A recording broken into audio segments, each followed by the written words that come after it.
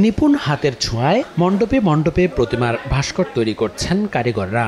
দম ফেলার ফুরসত নেই তাদের। বাঁশ, কাঠ, খড় ও কাদামাটি দিয়ে চলছে প্রতিমা তৈরির কাজ। মহাভারত, রামায়ণ, দাপর ও কলিযুগের পৌরাণিক কাহিনী অবলম্বনে প্রতিমা তৈরি করছেন তারা। এবার জেলায় সবচেয়ে বেশি প্রতিমা নিয়ে মণ্ডপ তৈরি হচ্ছে চিতলমারী উপজেলার চরবানিয়ারি পশ্চিমপাড়ার চণ্ডীভিটা সার্বজনীন দুর্গা মন্দিরে, যেখানে শোভা পাচ্ছে 151টি প্রতিমা। রামায়ণ থেকে, মহাভারত থেকে আমাদের এই প্রতিমাগুলো এগুলো সিলেক্ট করছি। এত বড় পূজা আগে কখনো হয়নি।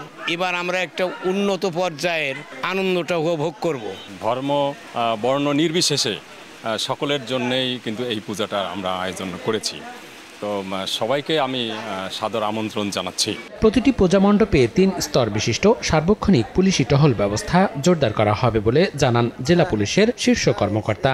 আমরা নিয়মিত মনিটর করছি, আশা করছি কোনো সমস্যা হবে না, এবং যখন আমাদের ষষ্ঠী মাধ্যমে আমাদের শারদীয় দুর্গোৎসব শুরু হবে তখন আমাদের 3 স্তর বিশিষ্ট নিরাপত্তা ব্যবস্থা আছে। বাগেরহাটের 9 উপজেলায় 534টি মণ্ডপে দুর্গাপূজা অনুষ্ঠিত হবার কথা রয়েছে। সময় সংবাদ, বাগেরহাট।